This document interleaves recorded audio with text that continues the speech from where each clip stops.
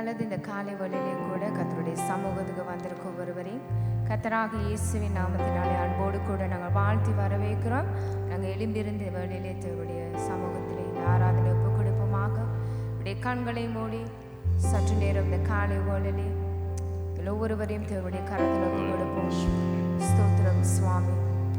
மகா இரக்கமும் கிருபை நிறைந்த தேவன், இந்த காலை வேளையிலே உடைய நாமத்தை நாங்கள் உயர்த்துகிறோம், ஸ்தோத்திரிக்கிறோம். ராஜனே, சிங்காசனத்தில் வீற்றிருக்கும் தேவன் பரிசுத்தர் பரிசுத்தராக இருக்கு தேவனே. இந்த காலை வேளையிலே சுவாமி உடைய சமூகத்துக்கு கத்தாவே உடைய சனமாக நீர் எங்களை அழைத்து வந்திருக்கிறபடியா நாங்கள் நன்றி என்று சொல்லுகிறோம் சுவாமி. தேவனே சுவாமி, இந்த வேளையிலே தகப்பனே வந்திருக்க ஒவ்வொருவரையும் உடைய கரத்திலே நாங்கள் ஒப்புக் கொடுக்கிறோம் சுவாமி. உடைய தேவ பிரசன்னத்தை, உடைய வல்லமை, உடைய அபிஷேகத்தை ஒவ்வொருவரும் உணர நீர் கிருபை கொடுங்க சுவாமி. இந்த காலை வேளையிலே யார் யார் இந்த இடத்துல சுவாமி துதிக்க முடியாமல் பாட முடியாமல் வேதனைகளோடும் தேவைகளோடும் கண்ணீர்களோடு இருக்கிறார்களோ, ஆண்டவரே ஒரு விசை அவள் இருந்தங்களை நீர் கண்ணோக்கி பாருங்க சுவாமி. நீர் விடுதலையாக்குங்க சுவாமி. விடுதலையோடு உண்மை நமஸ்கரிக்க நீர் உதவி செய்யுங்க சுவாமி. ஆவியோடு உண்மையோடு உண்மை தொழுது கொள்ள முழு இருதயத்தோடு முழு சிந்தையோடு முழு பலத்தோடு உண்மை நமஸ்கரிக்க நீர் ஒவ்வொருவருக்கும் புதிதான ஒரு பலத்தை கொடுக்குமாறு நாங்கள் செபிக்கிறோம் சுவாமி. ஆண்டவரே கர்த்தாவே சுவாமி, இந்த காலை வேளையில் எங்கள் ஒவ்வொருவரும் உடைய கரத்தில் ஒப்புக் கொடுக்கிறோம். உடைய பாதத்தில் நாங்கள் ஒவ்வொருவரையும் ஒப்புக் கொடுக்கிறோம் சுவாமி. உடைய பிரசன்னத்தை இந்த காலை வேளையிலே நாங்கள் உணரத்தக்கதாக ஆண்டவரே நீர் எங்கள் மத்தியிலே வாருங்க சுவாமி. அசைவாடுங்க ராஜனே சுவாமி. உடைய கரத்தில் ஒப்புக் கொடுக்கிறோம் தகப்பனே. தேவடைய சுவாமி, இந்த நாளிலே கர்த்தாவே ஆராதனை என்னென்ன அம்சங்கள் நடைபெறுகிறதோ ஒவ்வொன்றும் உடைய கரத்திலே நாங்கள் ஒப்புக் கொடுக்கிறோம் தகப்பனே. தொடக்கத்திலிருந்து முடிவு பரியந்தம் உடைய கரம் இருப்பதாக. உடைய வார்த்தையை உடைய கரத்தில் ஒப்புக் கொடுக்கிறோம் சுவாமி. உடைய வார்த்தை மூலியமாக இந்த நாள் எங்களோடு கூட இடைப்படுங்க, பேசுங்க சுவாமி. உடைய வாழ்க்கையை நாங்கள் சரிப்படுத்த வேண்டிய இடங்களை சரிப்படுத்திக் கொள்ள சுவாமி நீர் எங்களுக்கு உதவி செய்யுமாறு செபிக்கிறோம். ஆண்டவரே, வந்தவர்கள் வெறுமையாக திரும்பாதபடி உடைய வல்லமையும் உடைய சமாதானத்தையும் உடைய சந்தோஷத்தையும் சுகத்தையும் பெற்றுக்கொண்டு போக இந்த காலை வேளையிலே நீர் கிருபையாக எங்கள் மத்தியிலே வாருங்க சுவாமி. எல்லா வல்ல இயேசுவின் நாமத்தினாலே நாங்கள் செபிக்கிறோம் எங்கள் நல்ல பிதாவே, ஆமென். ஆண்டவரே, ஆயுள் முழுக்கவும் ஆண்டவரை உம்மை துதிக்க நாங்கள் கர்த்தாவே சுவாமி ஆயத்தமாக இருக்கிறோம். ஆண்டவரை உம்மை துதிக்கிறோம், ஆண்டவரே உம்மை நன்றி செலுத்துகிறோம் கர்த்தாவே. ஹல்லேலூயா சுவாமி, உம்மை துதிக்கிறோம், உம்மை துதிக்கிறோம் கர்த்தாவே சுவாமி, துதிக்கிறோம் ஆண்டவரே.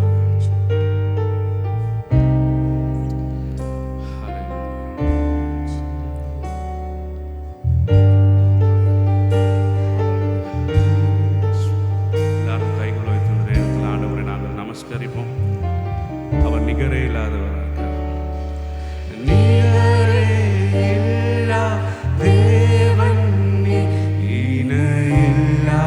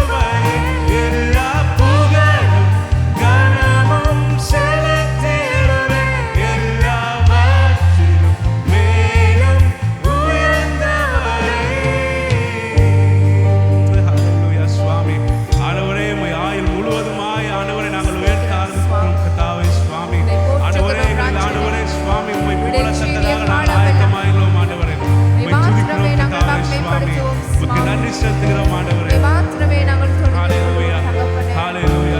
மரண பரியந்தம் நீங்களை தாங்கி வழிநடத்துகிற கர்த்தர். எங்கள் மூச்சிருக்கத்தக்கதாகவும் ஆண்டவரே உம்மை ஆராதிக்க நாங்கள் ஆயத்தமாக இருக்கிறோம் கர்த்தாவே. ஓ நன்றி நன்றி ஆண்டவரே உமக்கு நன்றி செலுத்துகிறோம்.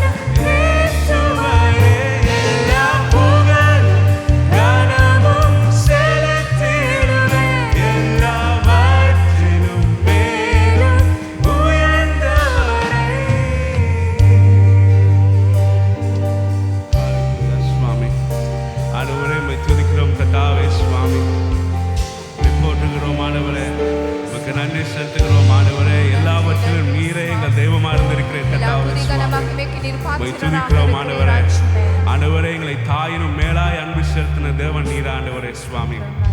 உம்மை துதிக்கிறோம் ஆண்டவரே, உமக்கு நன்றி செலுத்துகிறோம் ஆண்டவரே. நீர் எங்களை பாதுகாத்திருக்கப்படினால் உமக்கு நன்றி கர்த்தாவே. ஆண்டவரே தாய் தந்தைக்கு மேலும் ஆண்டவரே நீர் எங்கள் மீது வைத்த அன்பு பெரிதானது ஐயா சுவாமி. உம்மை துதிக்கிறோம், உமக்கு நன்றி செலுத்துகிறோம் ஆண்டவரே. ஹல்லேலூயா சுவாமி, உம்மை துதிக்கிறோம் ஆண்டவரே.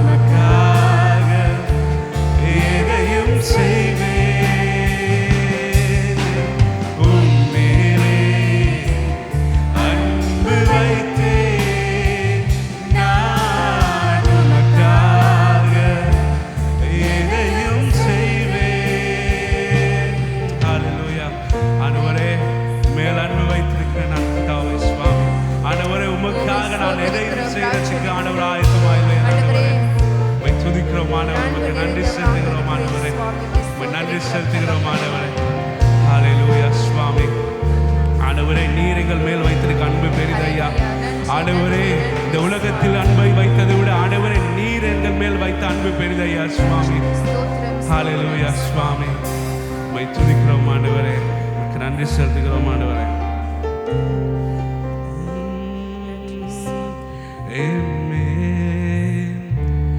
அன்பு வைத்தி நீர் எனக்காக எதையும் செய்வீர். சொல்லுங்க, ஆண்டவர் எங்க மேல அன்பு வச்சிருக்கிறார். என் மேலே அன்பு வைத்தி நீர் எனக்காக எதையும் செய்வீர்.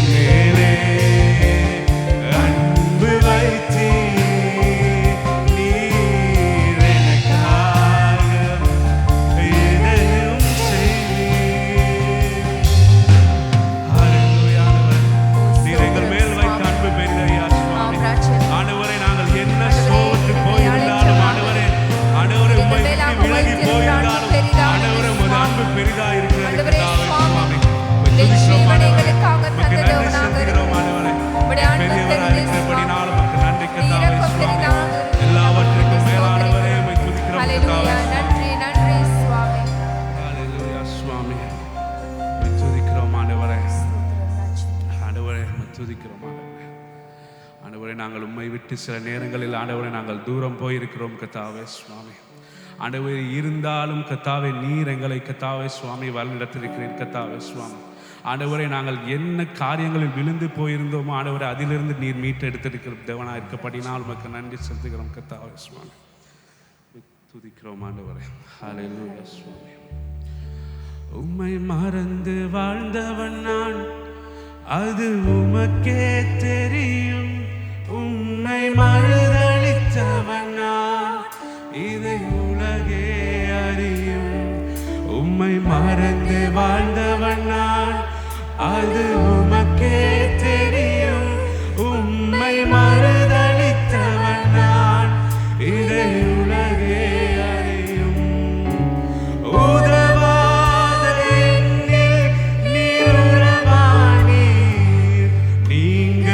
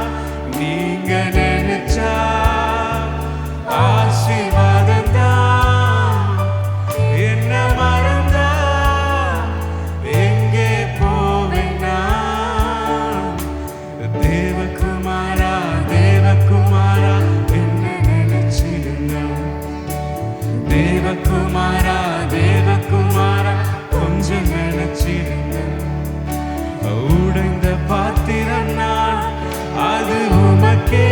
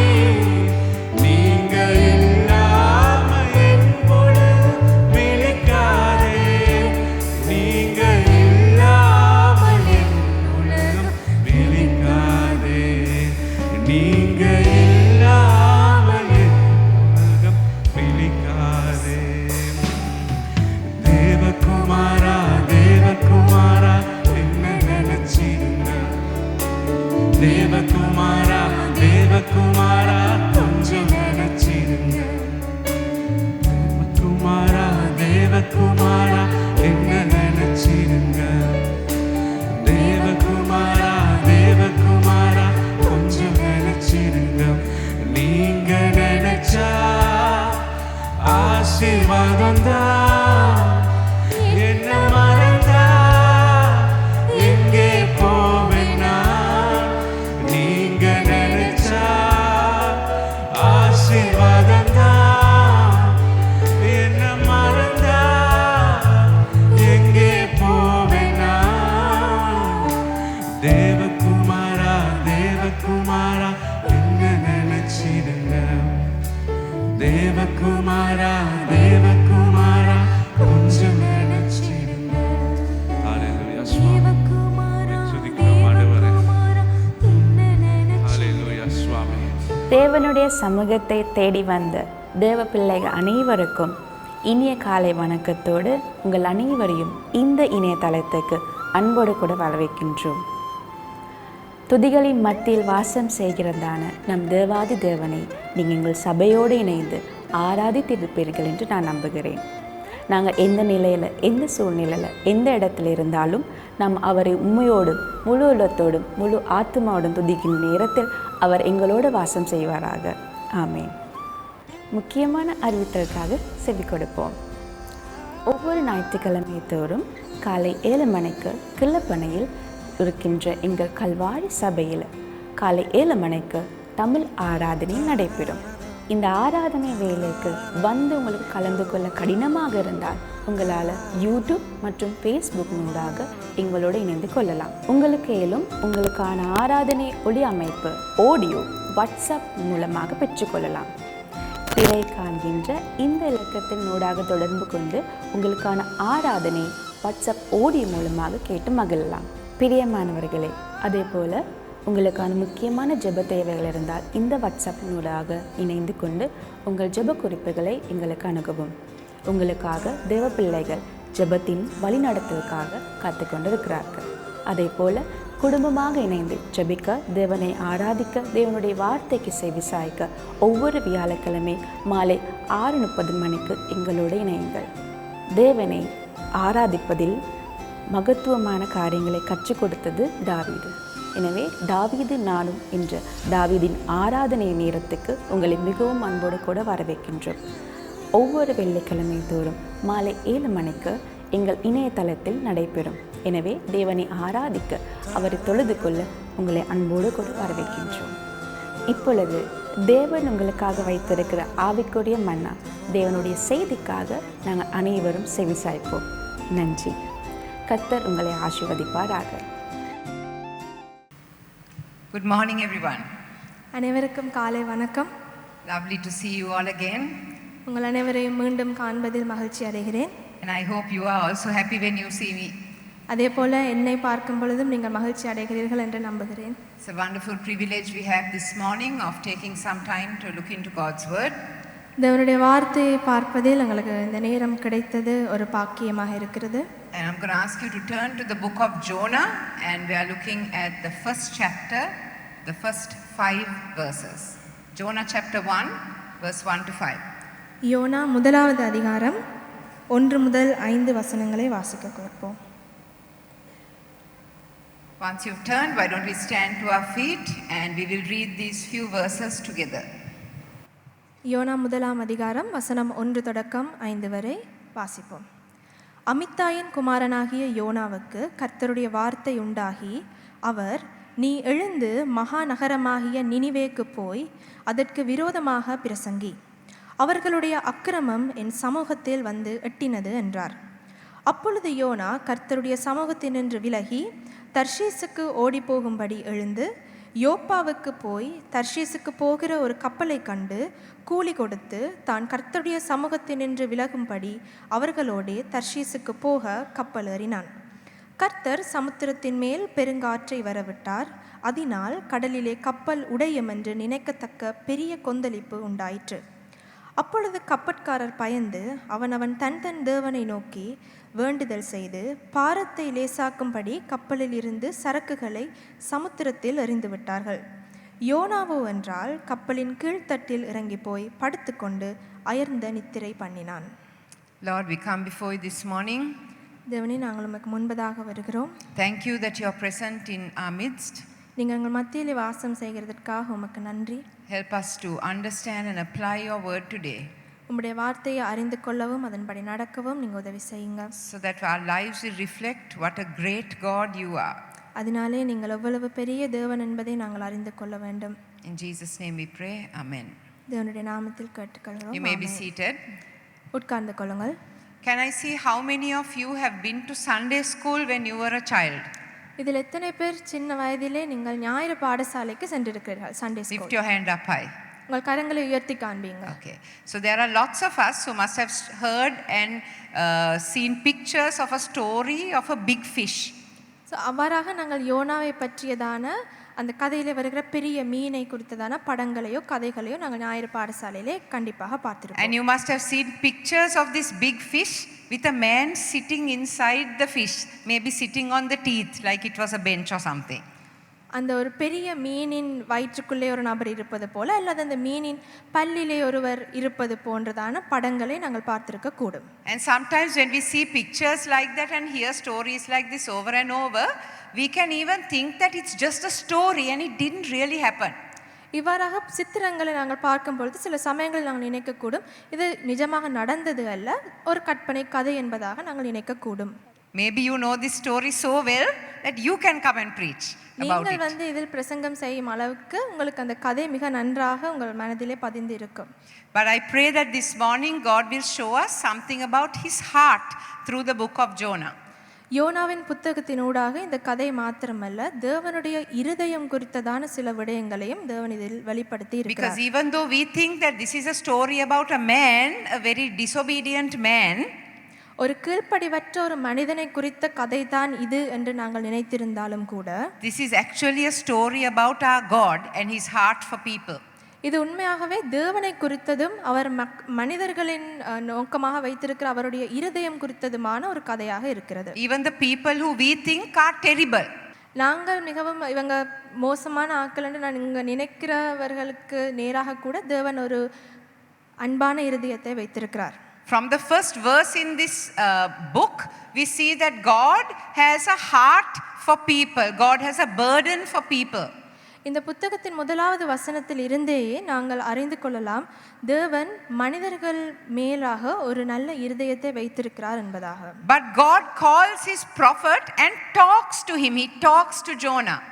அவர் ஆனால் தீர்க்கதரிசியை கூப்பிட்டு, தீர்க்கதரிசியாக யோனாவை கூப்பிட்டு அவரிடம் பேசுகிறார். What does he tell Jonah? In verse 2, he speaks directly to him and he says, "Arise, go to Nineveh, that great city, and cry out against it, for their wickedness has come up before me." So God is telling Jonah, the Ninevites, they are so bad and their wickedness is right in front of my face. I can see it when I look at them. இரண்டாவது வசனத்திலே தேவன் யோனாவிடம் பேசி, நீ எழுந்த நினிவே நகரத்திற்கு போ, அங்கு பாவமான காரியங்கள் பெருகி இருக்கிறது, அது என்னிடம் வந்து அடைந்திருக்கிறது என்பதாக அவர் கூறுகிறார். நினிவே மக்களுடைய கெடுதலை தேவன் யோனாவிடம் கூறுகிறார். Now we don't know how God spoke to Jonah. Was it a voice that Jonah heard in his ear? Was it a voice that people who were standing around Jonah heard? Or was it just something in Jonah's heart that he knew God was giving him some instructions and saying, "Arise"? இவ்வாறாக தேவன் யோனாவுடன் பேசியது எவ்விதமாக பேசினார் என்பது எங்களுக்கு தெரியாது. சில சமயம் அசீரியரான ஒரு குரல் கேட்டதா, அல்லது வேறு ஒருவர் மூலம் அந்த செய்தி அவருக்கு வந்ததா, அல்லது தேவன் யோனாவின் மனதிலே ஏற்படுத்திய ஒரு உந்துதலா என்பது நாங்கள் அறியோம். But however God spoke, whether it was loud or whether it was to Jonah's heart, what we see here is that God was sharing the burden of his heart with his servant Jonah, with his prophet Jonah. தேவன் பெரும் குரலாக பேசியிருந்தாலும் சரி, யோனாவின் மனதிலே ஒரு உந்துதலாக இருந்தாலும் சரி, நாங்கள் அறிந்து கொள்கிற ஒரு விடயம், தேவன் மனிதர் மீதார வைத்துக்கொண்ட பாரத்தை குறித்து யோனாவிடம் பேசினார் என்பதா. Do you know that God wants to share the burdens of God's heart with each and every one of us? அதே போல தேவன் அவருடைய மனதில் வைத்திருக்கிற பாரத்தை, அவருடைய விருப்பத்தை எங்களோடு பகிர்ந்து கொள்ள தேவன் விரும்புகிறார். God has a heart and a love and a burden for all people through all times, even the terrible ones. உலகத்தில் இருக்கும் எல்லா மனிதர்கள், நல்லவர்களோ கெட்டவர்களோ, எல்லா மனிதர் மேலும் தேவன் ஒரு பாரத்தை, ஒரு அன்பான பாரத்தை வைத்திருக்கிறார். And if you are a servant of God, if you consider yourself a servant of God, then God wants to share that burden, that heart with you. நீங்கள் தேவனுக்காக சேவை செய்யும் ஒருவராக நீங்கள் உங்களை நினைத்து கொண்டால், தேவனுக்கு சேவை செய்ய உங்கள் மனதிலே ஆவல் இருந்தால், அந்த பாரத்தை உங்களுடனும் பகிர்ந்து கொள்ள தேவன் விரும்புகிறார். How many of you consider yourself a servant of God? நீங்கள் தேவனுக்கு சேவை செய்ய விரும்புகிற ஒரு ஊழியராக எத்தனை பேர் உங்களை நீங்கள் கருத்தில் There's a difference between servant and just knowing God or knowing about God. தேவனை பற்றி அறிந்து கொள்ளுதலும் அவருக்காக சேவை செய்கிறதும் இரண்டு வேறு விடயங்களாகும். Servant means I'm willing to do what God is telling me to do, no matter what it is. ஒரு சேவகன் என்பது என்னுடைய சொந்த விருப்பத்தை பாராமல் தேவனுக்கு எது வேண்டுமோ அதை செய்கிறேன் என்று அர்ப்பணிப்பது ஆகும். Servants don't have options. They can't decide, I will do this, I won't do that. No, if it is a servant, they have to do what they are told. சேவகர்களுக்கு தாங்கள் பிடித்ததை செய்யலாம், செய்ய வேண்டாம் என்பதான அங்கு எந்த ஒரு விருப்ப வெறுப்புகளும் இல்லை. So how many of you are servants of God? செய்ய வேண்டியது. எத்தனை பேர் தேவனுக்கு சேவகர்களாக இருக்கிறீர்கள்? Now remember, God is also watching your hand raised up. So don't raise it for me. Raise it if you are really telling the Lord, I am your servant and I will do what you tell me to do. நீங்கள் வீணாக கரங்களை உயர்த்த வேண்டாம். தேவனும் உங்கள் கரங்களை பார்த்து கொண்டிருக்கிறார். உண்மையாக நீங்கள் ஒரு சேவகராக இருந்தால் உங்கள் கரங்களை நீங்கள் உயர்த்துங்கள். But what do we see Jonah doing here? யோனா இங்கே என்ன செய்கிறார்? Verse 3 says, but Jonah arose to flee to Tarshish from the presence of the Lord. மூன்றாவது வசனம் கூறுகிறது, யோனா கர்த்தருடைய சமூகத்தினின்று விலகி தர்ஷீசுக்கு ஓடி போகும்படி எழுகிறார் என்று. Now Jonah was a prophet. யோனா ஒரு தீர்க்கதரிசி.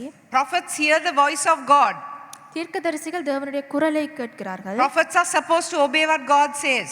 தீர்க்கதரிசிகள் தேவன் கூறுவதற்கு கீழ்ப்படிய கடமைப்பட்டிருக்கிறார்கள். But verse 3 tells us that Jonah got up, ஆனால் இந்த வசனம் சொல்லுகிறது, ஜோவான் எழுந்து, but he went to a different place.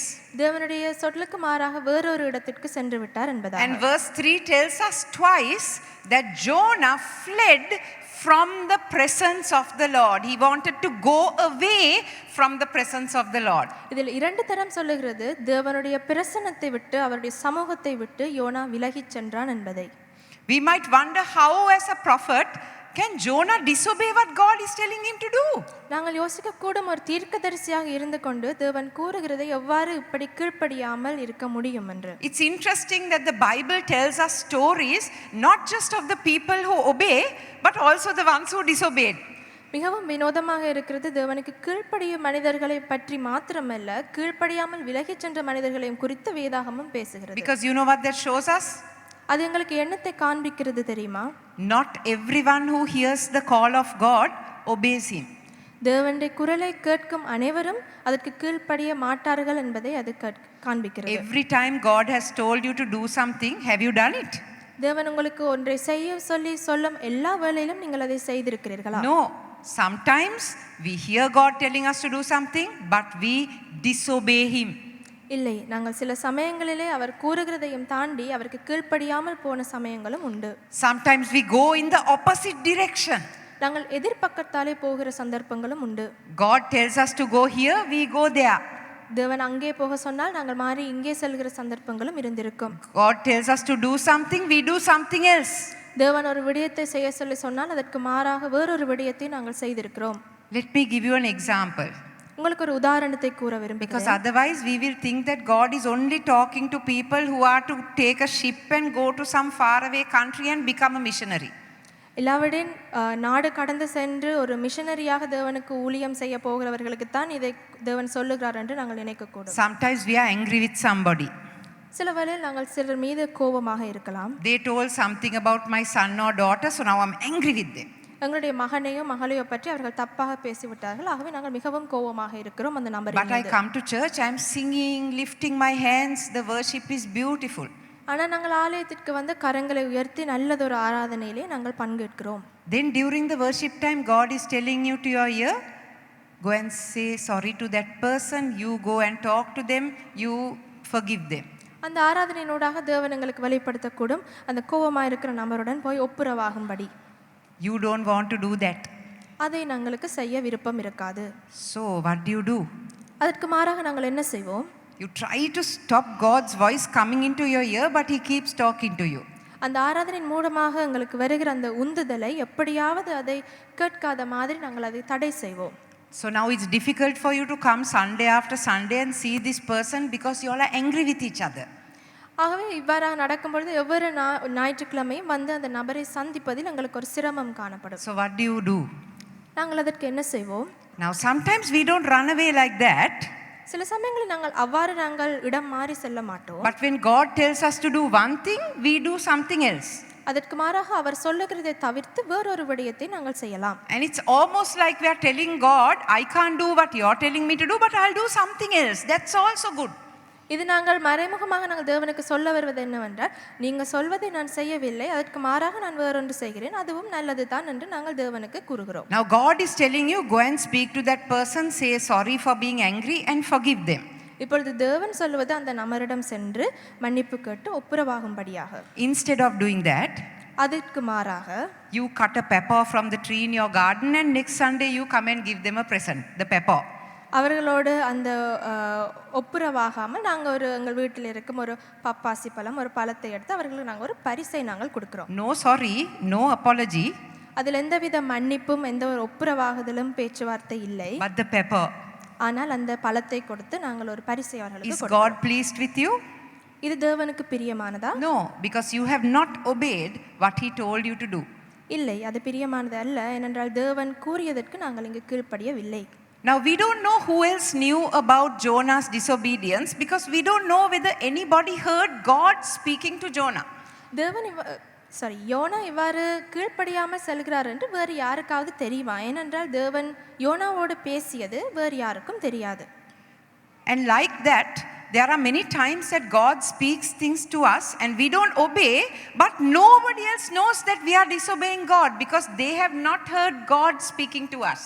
இதே மாதிரி தான் எங்களுக்கும் தேவன் கூறுகிறதை நாங்கள் கீழ்ப்படியாமல் போனால் வேறு யாருக்குமே அதை பற்றி தெரியாது. ஏனென்றால் தேவன் எங்களோடு பேசியது எங்களுக்கு மட்டும்தான் தெரியும். So because of that, அதனாலே even sitting here in our church, there are people who have not listened to the voice of God and who are running in the opposite direction.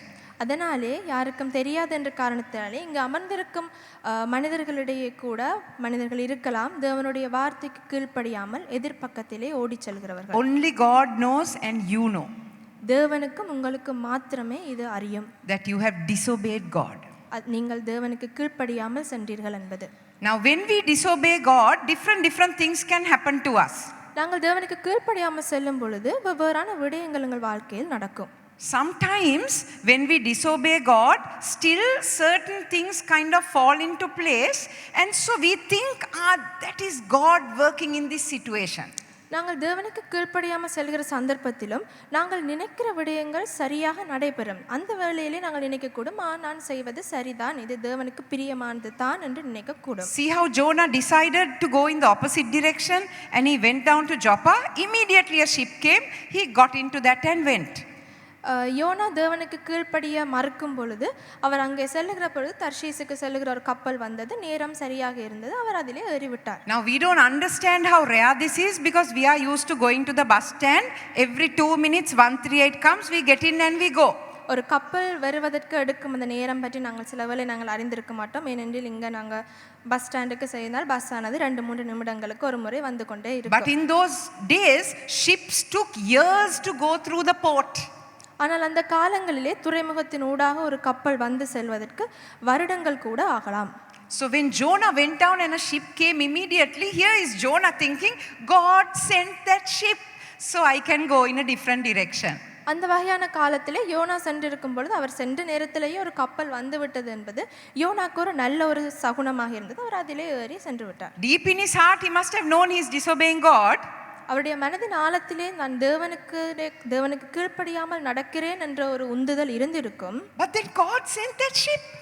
இருப்பினும் அங்கே ஒரு கப்பல் வந்து விட்டது அந்த நேரத்திற்கு. Maybe if you go back to that example about being angry with someone and God wanting you to say sorry. ஒருவரோட முரண்பாடாக இருந்து தேவன் ஒப்புரவாகும்படி கூற சொன்ன அந்த சம்பவத்தை நீங்கள் மீண்டும் உங்கள் மனதில் எடுத்துக்கொண்டு Maybe that Sunday that you're thinking, okay, I really don't want to say sorry. That Sunday that lady doesn't come to church. அந்த நேரத்தில் தேவன் உங்களுக்கு உணர்த்துகிற அந்த நேரத்தில் சில வேளை அந்த நீங்கள் ஒப்புரவாக வேண்டிய நபர் ஆலயத்திற்கு வராமல் இருந்திருக்கலாம். So then you tell yourself, God didn't really want me to do that. See, she didn't come also, no? ஆகவே உங்கள் மனதில் நீங்கள் சொல்ல போகிறோம், இது தேவனுடைய குரல் அல்ல, அவர் இங்கு இன்று வரவில்லை தானே என்பதாக. So we console ourselves even though we are disobeying God, just because everything has fallen into place in our disobedience. சில விடயங்கள் யதார்த்தமாக நடக்கிற வேளையிலே எங்கள் மனதிலே நாங்கள் எங்களுக்கு நாங்களே சொல்லி ஆறுதல் படுத்தக்கூடும், இதுதான் தேவன் விரும்புகிற காரியம் என்று. Now sometimes when we disobey God, சில சமயங்களில் நாங்கள் தேவனுக்கு கீழ்ப்படியாமல் போகும் பொழுது we fall into big trouble immediately. பெரிய பெரிய சவால்களுக்குள்ளாக நாங்கள் விழுகிற சந்தர்ப்பங்கள் உண்டு. After a little while that happened to Jonah.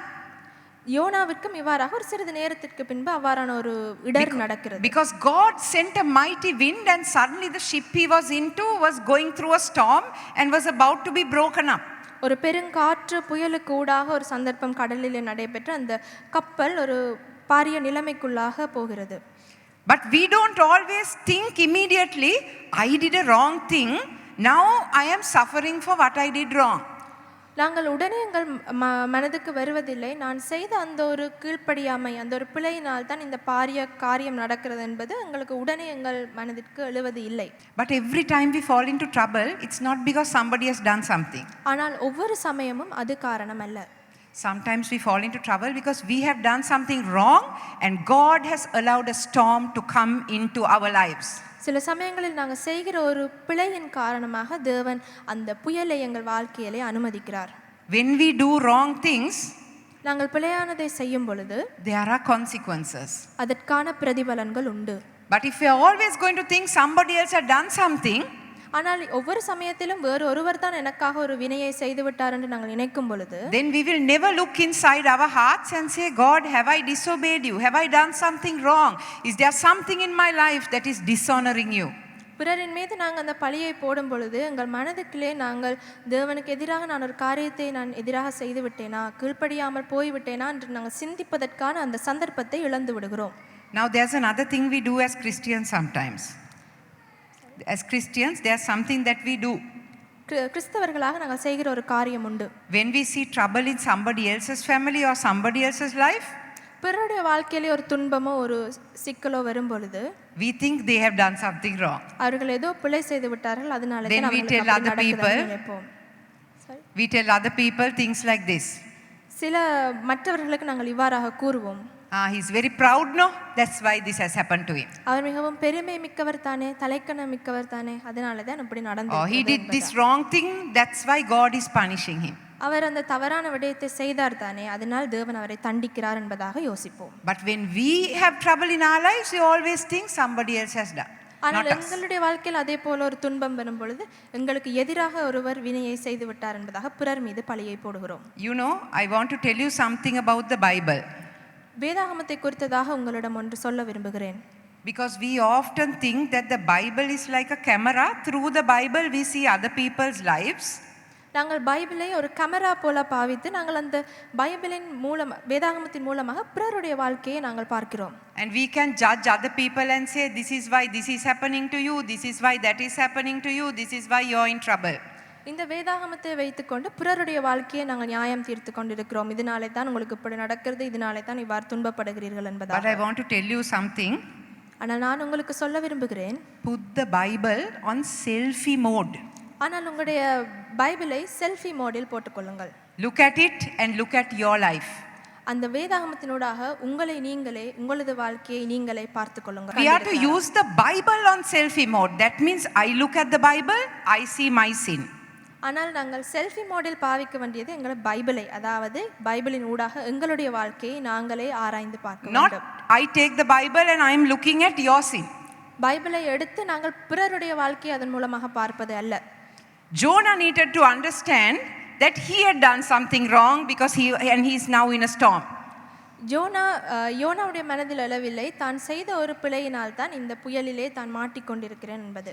Next time you have a storm in your life, உங்களுடைய வாழ்க்கையிலே ஒரு முறை இவ்வாறாக ஒரு துன்பமான I want you to consider to look inside your heart and see if there's something that God is allowing to happen to you because of your own disobedience. அவ்வாறான சந்தர்ப்பங்கள் வரும்பொழுது உங்களுடைய மனதின் ஆழத்தில் ஒரு முறை சற்று சிந்தித்து பாருங்கள். நீங்கள் செய்த ஒரு வினையினால் தான் உங்களுக்கு இவ்வாறு நடக்கிறதா, அதற்காக தான் தேவன் உங்களுக்கு இதை அனுமதித்திருக்கிறாரா என்பதை. This doesn't happen always, but sometimes it does happen. இதுதான் எப்பவுமே காரணமாக இருக்கும் என்று அல்ல, ஆனால் சில சமயங்களில் இது காரணமாக இருக்கக்கூடும். Now God had his heart for people, his burden for people. தேவன் மனிதர் மீதான ஒரு பாரத்தை, ஒரு இருதயத்தை வைத்திருக்கிறார். And Jonah, he knew God's heart. He knew what God was telling him to do. யோனா தேவனுடைய பாரத்தையும் அவருடைய இருதயத்தையும் தன்னை என்ன செய்ய சொல்லி சொன்னார் என்பதையும் யோனா நன்றாக அறிந்திருந்தான். But he was not willing to do it. ஆனால் அதை செய்வதற்கு அவருக்கு சம்மதம் இல்லை. But as God's people here this morning and we raise our hands and say we are God's servants, do we know God's heart, understand God's heart, and then realize what that means for our lives? ஆனால் தேவனுடைய பிள்ளைகளாக இன்று சமூகத்திலே நாங்கள் சேவகர்களாக நாங்கள் அறிந்து கொள்ள வேண்டியது, தேவனுடைய இருதயத்தை நாங்கள் அறிந்திருக்கிறோமா, அதன்படி நாங்கள் நடக்கிறோமா, அதை நாங்கள் புரிந்து நடந்து கொள்கிறோமா என்பதை நாங்கள் தெளிவாக்கி கொள்ள வேண்டியதுக்கு கடமைப்பட்டிருக்கிறோம். See, if you have come to Jesus and you know the Lord Jesus Christ as your personal Savior, நீங்கள் தேவனுடைய சமூகத்திற்கு வந்து அவரை நீங்கள் உங்கள் சொந்த இரட்சகராக ஏற்றுக்கொண்டிருந்தால், then you can't sit around forever like a baby in church just enjoying the service. நீங்கள் சாதாரணமாக ஆலயத்திலே ஒரு குழந்தையை போல இருந்து இங்கே நடக்கிற ஆராதனையை ரசித்து விட்டு செல்ல முடியாது. Now our services are very nice, we are very comfortable, we come into this place and we have a beautiful time in the presence of God. Am I right? எங்களுடைய ஆராதனை எல்லாம் மிகவும் சௌகரியமாக, சந்தோஷமாக, அழகாக இருக்கிறது அல்லவா? And sometimes we may think that's all there is. I come on Sunday with my family. Everyone in my family knows Jesus. We come, we have a nice service. We feel comforted, we feel loved, and we go home. God is good. God is blessing me. I'll see you next Sunday again. நாங்கள் ஒவ்வொரு ஞாயிற்றுக்கிழமையும் வந்து குடும்பத்தோடு வருகிறேன், நல்ல ஒரு ஆராதனையில் இருக்கிறேன், சௌகரியமாக இருந்துவிட்டு போகிறேன், தேவன் நல்லவர், எல்லா விதத்திலும் என்னை ஆசீர்வதித்து இருக்கிறார், அவ்வாறாக நினைத்துவிட்டு மட்டும் அது மட்டும்தான் தேவை என்று நாங்கள் நினைத்துக்கொள்கிறோம். There is something more that God wants to do with your life. அதற்கு மேலாக உங்கள் வாழ்க்கையிலே தேவன் இன்னும் ஈடுபட விரும்புகிறார். Do you know that God is wanting to speak to each and every one of us and give us some instructions and say, arise, go to Nineveh. தேவன் எங்கள் மனதில் ஒவ்வொருவரோடும் தனித்தனியாக பேசி எங்களுக்கு அவர் சில விதிமுறைகளை தர விரும்புகிறார், எழுந்து நினிவேக்கு போ என்பதாக. So you may think, no, God is not speaking to me. I haven't heard any instructions from him at all. நீங்கள் நினைக்க கூட இல்லையே, தேவன் என்னோடு பேசவில்லையே, அவர் எனக்கு அவ்வாறாக எந்த ஒரு குரலும் கொடுக்கவில்லையே என்று. You know something? உங்களுக்கு ஒன்று தெரியுமா? If we want to hear, நாங்கள் தேவனுடைய குரலை கேட்க வேண்டும் என்றால் we have to put ourselves in a position of hearing, to be able to hear. செவிமடுக்கக்கூடியதான ஒரு நிலையிலே எங்களை நாங்கள் வைத்திருக்க வேண்டும். Now if you are a parent, you will understand what I am saying. இப்பொழுது நான் சொல்லுகிறதே பெற்றோர்களாகிய உங்களுக்கு மிகவும் நன்றாக விளங்கும். Especially if you are a parent of teenagers. இளம் வயதிலே இருக்கும் நபர்களுடைய பெற்றோர்களுக்கு இது விளங்கும். Sometimes they have something they put in their ears like a earbud. அவர்கள் சில வேளை அந்த காதிலே அவர்கள் அந்த ஹெட்ஃபோன்ஸ், இயர்பட்ஸ் போட. It has a wire, it's plugged into a phone. There is music, something, videos coming from that. There are earplugs in their ear. அது அவர்களுடைய தொலைபேசியிலே தொடர்பு பட்டிருக்கும், அதன் மூலமாக பாடலோ வீடியோவோ ஏதோ ஓடிக்கொண்டு இருக்கும். You can talk and talk and talk. Can they hear you? நீங்கள் கதைக்க அவர்களால் நீங்கள் கதைப்பதை கேட்க முடியுமா? No, they can't. They are not listening. அவர்களால் நீங்கள் கூறுவதற்கு செவிமடுப்பதல்ல. Anybody understand what I'm saying? நான் சொல்வது யாருக்காவது புரிந்திருக்கிறதா? Sometimes when you start to talk, they put it into the ear.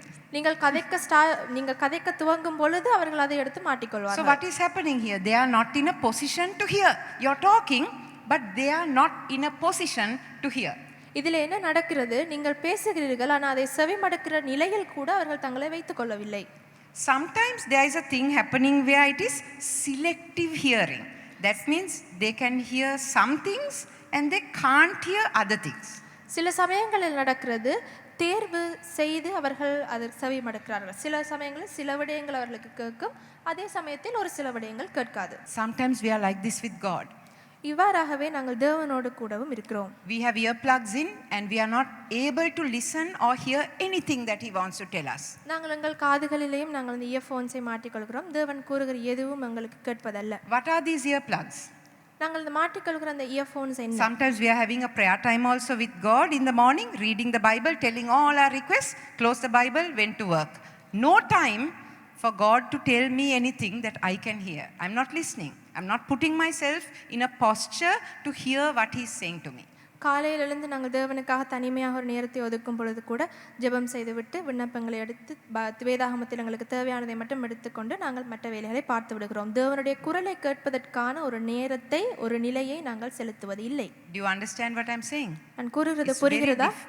Very difficult to be quiet in the presence of the Lord, because the minute we keep our mind blank, all kinds of other things come into your mind. Call this person, check that video, watch this, do that, go and iron your clothes, go and do something.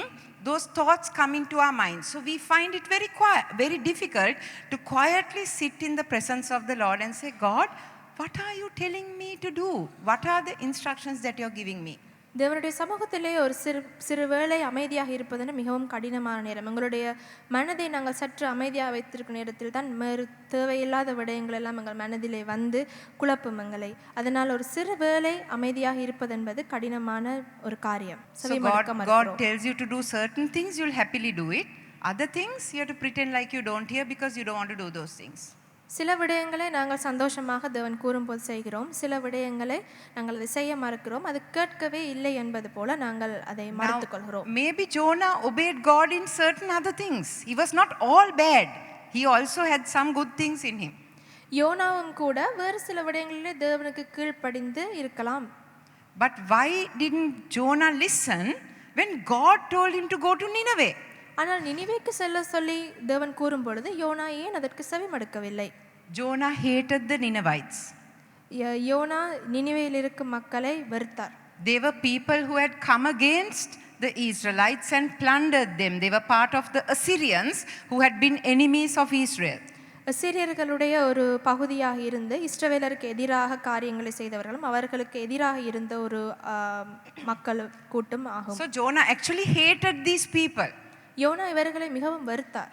Now it's interesting that God's instruction to Jonah in verse 2 is to go out and cry out judgment against these people. ஆனால் அவர் இரண்டாவது வசனத்தில் தேவன் கூறுகிறார், அவருக்கு நினிவேக்கு சென்று தேவனுடைய வார்த்தையை பற்றி கூறும்படியாக. So what's wrong with that? Now if Jonah hates the Ninevites and God is saying go and shout judgment at them, Jonah should have been happy to do that, no? To go and say, God is going to punish you, God is going to destroy you, your lives are over, my God is coming at you. Why didn't Jonah want to go and do that? அந்த சமயத்தில் YONO மிகவும் சந்தோஷப்பட்டிருக்க தான் வேண்டும். தேவன் சென்று அவர்களுக்கு விரோதமாக பேச சொல்லி கூறும் பொழுது தேவன் உங்களுக்கு எதிராக இருக்கிறார், நீங்கள் செய்கிற காரியம் பிழை என்பதாக அவர்களிடம் போய் கூறியிருக்கலாம். ஏன் யோனா அதை செய்யவில்லை? Now we also like it if somebody does something bad to us and we get wind that God is going to punish that person, we are very happy about it sometimes. சில சமயங்களில் எங்களுக்கு தீமை செய்த ஒருவருக்கு தேவன் ஒரு தண்டனையை கொடுக்கிறார் என்று அதை பார்க்கும் பொழுது நாங்கள் சந்தோஷப்படலாம். Suppose somebody does something bad to you and then something bad happens to them. Sometimes we don't tell them to their face, but at home we were very good for that person, he got it nicely. We are happy. எங்களுக்கு தீமை செய்த ஒருவர் ஒரு துன்பத்தை அனுபவிக்கும் போது நாங்கள் அவர் முகத்துக்கு நேராக போய் சொல்ல மாட்டோம், ஆனால் மனதுக்கு இவருக்கு இது தேவைதான், இது நடக்கத்தான் வேண்டும் என்பதாக ஒரு சிறிய சந்தோஷம் உண்டாகும். But I'll tell you something about Jonah. ஆனால் யோனாவை குறித்ததாக நான் ஒன்று உங்களுக்கு கூறுகிறேன். Despite what God said, go and cry out judgment against them, Jonah really knew the heart of God. யோனாவுக்கு தேவன் அவ்வாறாக விரோதமாக சென்று கூறியிருந்தாலும் யோனா தேவனுடைய இருதயத்தை அறிந்திருந்தார். Beyond what God said with his mouth about judgment in chapter 1 verse 2, Jonah knew God's heart for people. தேவன் முதல் 2 வசனங்களிலே அவர்களுக்கு விரோதமாக சென்று பேசு என்று கூறியிருந்தாலும் தேவனுடைய உண்மையான இருதயத்தை யோனா அறிந்திருந்தார்.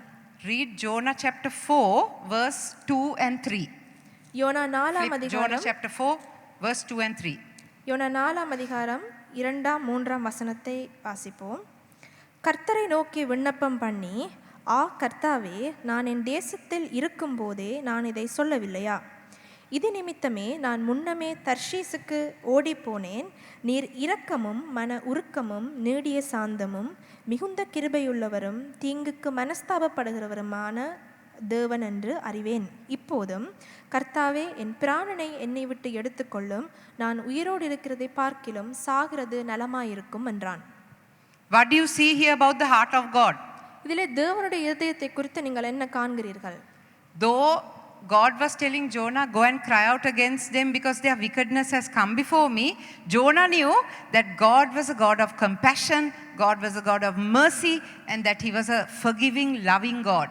தேவன் நினிவே மக்களுடைய தீங்கான காரியம் தன்னிடம் வந்து எட்டினது என்று கூறி அவர்களுக்கு விரோதமாக சென்று பேச சொல்லி கூறினாலும் யோனா அறிந்திருந்தான் தேவன் இரக்கமும் மனதுருக்கமும் மன்னிக்கும் குணமுடையவருமானவர் என்று. Jonah did not want these Ninevites who he hated to experience the love and the mercy of God.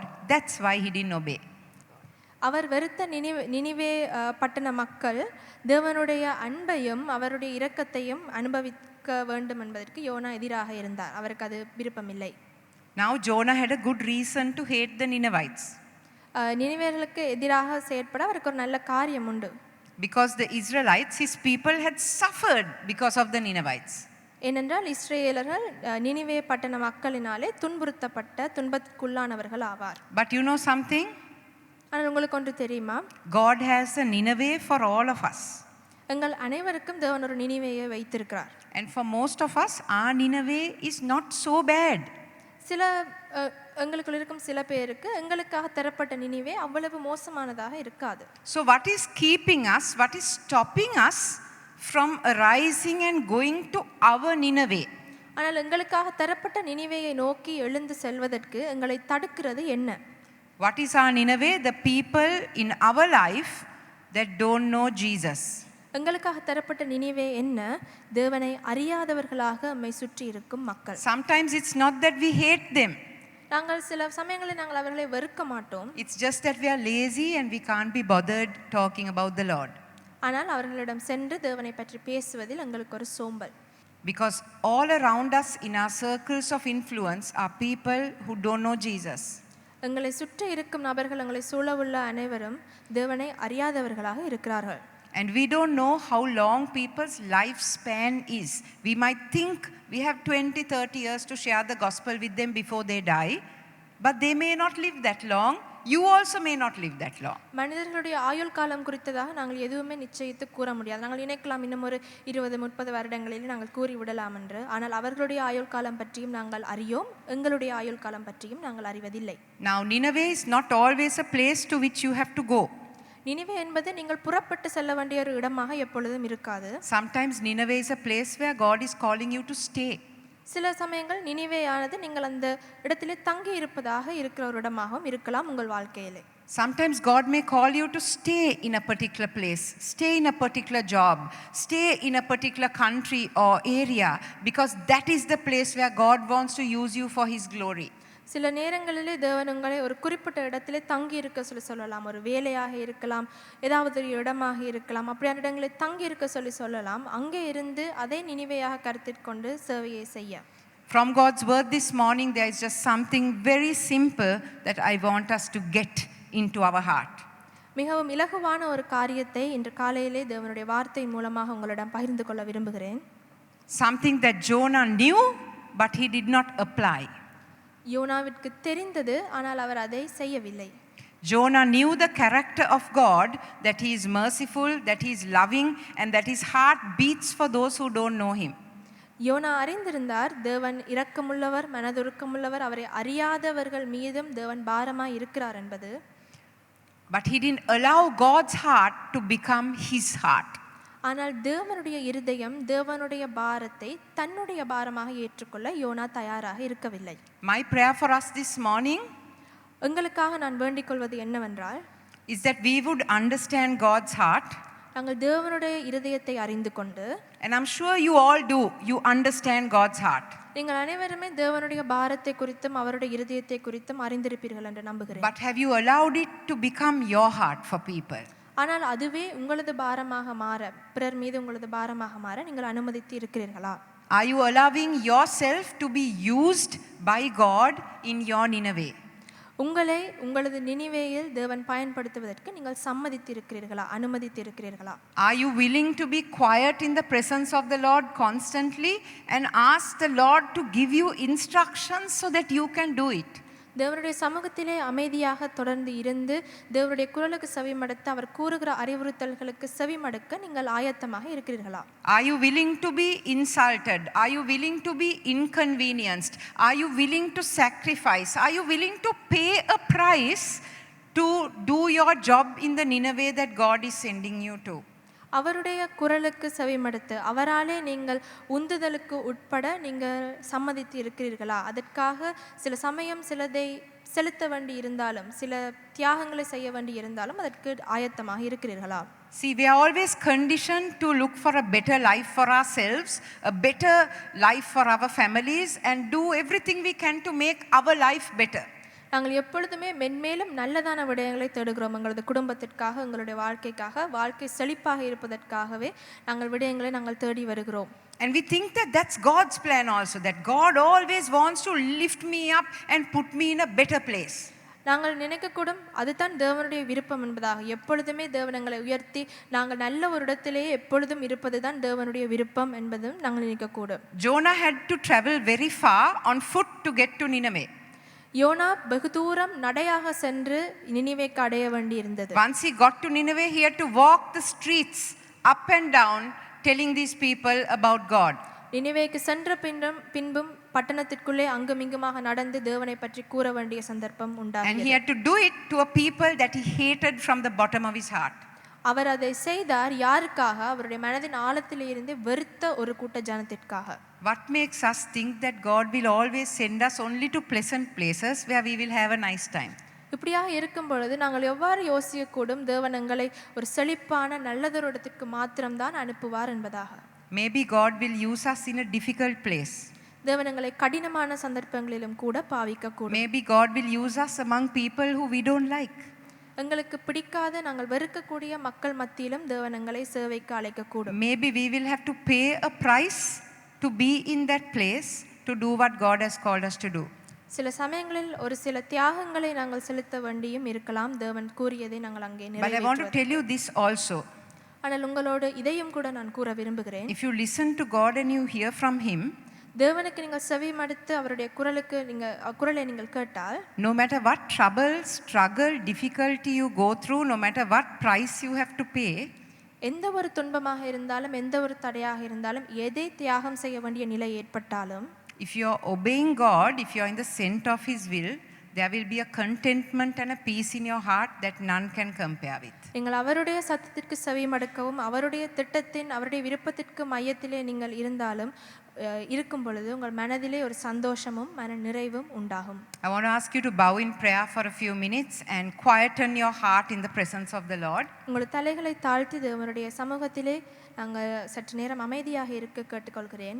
Maybe you can't remember the last time you sat in the presence of God and say, God, give me some instructions, tell me what to do, I'm listening as your servant. நீங்கள் தேவனுடைய சமூகத்திலே அமர்ந்து கடைசியாக எப்பொழுது நீங்கள் தேவனுடைய குரலுக்கு நீங்கள் செவி மடுத்து தேவனே உங்களுடைய அறிவுறுத்தலை தாரும் நான் அதன்படி செய்கிறேன் என்று கூறினீர்கள் என்று தெரியாது. Maybe you are a little scared to say those things to God because you don't know what He will tell you. சில சமயங்களில் அதை கூற உங்களுக்கு பயமாக இருக்கும். ஏனென்றால் அவர் என்ன கூறிவிடுவார் என்று உங்களுக்கு ஒரு பயம் இருக்கும்.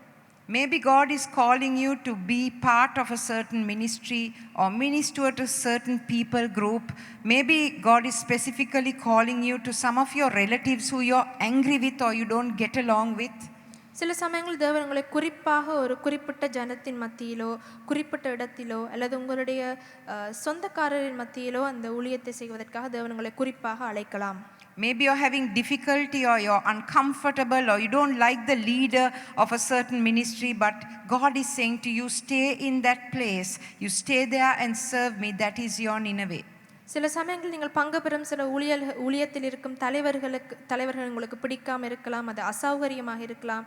ஆனால் தேவன் உங்களை அந்த இடத்திற்கு அழைக்கிறார். Maybe you're having a hard time in your job. உங்களுடைய வேலையிலே ஒரு கடினமான நேரத்திற்குள்ளாக நீங்கள் சென்று Maybe you're having a hard time in Sri Lanka and you just don't want to live here anymore. இந்த இலங்கை தேசத்திலே உங்களுக்கு ஒரு கடினமான ஒரு சூழ்நிலை காணப்படலாம், வேறு எங்கேயாவது சென்று வாழ வேண்டும் என்று தோன்றலாம். And maybe you're trying everything you can to get out of here and you're sure that the first door that opens, that is God. நீங்கள் சிலவேளை நினைக்கலாம், இந்த இடத்திலிருந்து நான் வெகு வேகமாக சென்று விட வேண்டும், திறக்கிற முதல் கதவு அது தேவனுடைய சித்தம் தான் என்று நீங்கள் நினைக்கக்கூடாது. But have you sat in the presence of the Lord and really asked him what his plan is for your life and who he is sending you to? ஆனால் நீங்கள் அமைதியாக இருந்து நீங்கள் தேவனிடம் கேட்டிருக்கிறீர்களா, அவருடைய சித்தம் என்ன, அவர் உங்களை எங்கே அனுப்ப அவர் ஆசைப்படுகிறார் என்பதை? You know, Jonah was very privileged that God spoke to him. யோனாவிடம் தேவன் பேசியிருக்கிறார். அது ஒரு மிகவும் ஒரு மிக பெருமதியான ஒரு விடயம். And we are very privileged if God indeed chooses to speak to us. நாங்களும் பெருமதியானவர்கள், ஏனென்றால் தேவன் எங்களோடு கூட பேசவும் அவர் ஆசைப்படுகிறார். So just take a few minutes of quietness now and let the Lord speak to you. சில வினாடிகள் அமைதியாக இருந்து தேவன் உங்களிடம் பேச வருகிற விடயத்தை நாங்கள் செவிமடுப்போம். Just get used to hearing the voice of God in your life. தேவனுடைய குரலை எங்கள் வாழ்க்கையில கேட்பதற்கு உங்களை பழக்கப்படுத்திக் கொள்ளுங்கள். Too often we are talking to God and telling him what's on our heart. அடிக்கடி நாங்கள் எங்களுடைய விடயங்களை நாங்கள் தேவனிடம் கூறுகிறோம், எங்கள் மனதில் இருக்கிறதை மாத்திரம் நாங்கள் தேவனிடம் கூறி விடுகிறோம். But we are not too concerned about what's on his heart. ஆனால் நாங்கள் அவருடைய மனதில் என்ன இருக்கிறது என்பதை குறித்து அறிய ஆவலாக இல்லை. Hallelujah. Let him speak to your heart this morning. தேவன் உங்கள் மனதிலே இந்த காலை வேளையிலே பேசுகிறார். And if God is speaking to you and you know that he is talking to you, தேவன் உங்களோடு பேசுகிறார் என்பதை நீங்கள் அறிவீர்களானால், I just want you to put yourself in that posture of listening and obedience in his presence this morning. அவருடைய குரலுக்கு செவிமடுக்கிற நிலையிலே உங்களை போட்டுக்கொள்ளுங்கள்.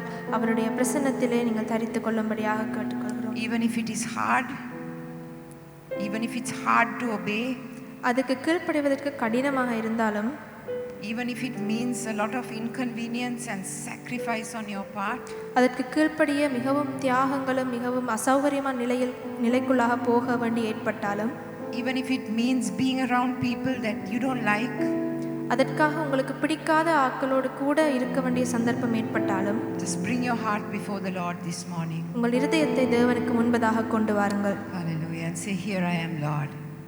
நீங்க சொல்லுங்கள், தேவனே நான் இங்கே இருக்கிறேன் என்பதாக. Father, we just lift our lives up to you. தேவனே எங்களுடைய வாழ்வுகளை உமக்கு முன்பாக நாங்கள் செலுத்துகிறோம். Thank you for your presence in this place this morning. இந்த இடத்திலே உமது பிரசன்னத்திற்காக உங்களுக்கு நன்றி. Turn our ears to you.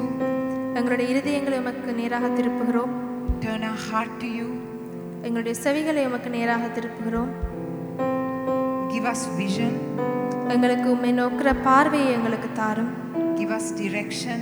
எங்களுக்கு வழியை காட்டும். Give us love and compassion for people the way that you love us. நீங்க எங்களை மீது அன்பு கூர்ந்தது போல பிறரிலும் நாங்கள் அன்பையும் பரிவையும் வைத்திக்கத்தக்கதான இருதயத்தை தாரும். And let us really understand your heart today, Lord. உம்முடைய இருதயத்தை நாங்கள் அறிந்து கொள்ள இன்று உதவி செய்யும். Let your heart be my heart. உங்களுடைய இருதயம் எனது இருதயமாக இருக்க உதவி செய்யும். In Jesus' name I pray. இயேசுவின் நாமத்திலே கேட்டுக்கொள்கிறோம். Amen. Shall we rise to our feet and worship the Lord? நாங்கள் எழுந்திருந்து நாங்கள் தேவனுக்கு ஆராதனை செய்வோம். செய்வேன் நீர் காட்டும் வழியில் நடப்பேன், உம் பாதம் ஒன்றே பிடிப்பேன், என் அன்பு இயேசுவே. நீர் சொன்னால் போதும் செய்வேன், நீர் காட்டும் வழியில் நடப்பேன், உம் பாதம் ஒன்றே பிடிப்பேன், என் அன்பு இயேசுவே.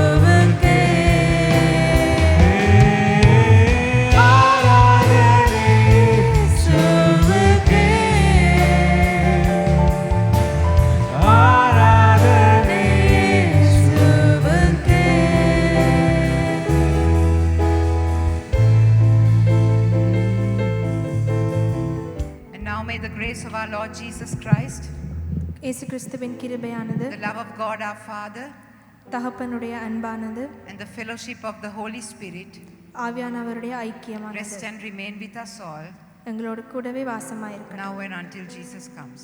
இப்பொழுதும் தேவன் வரும் அளவும். Amen and God bless you. Have a wonderful week.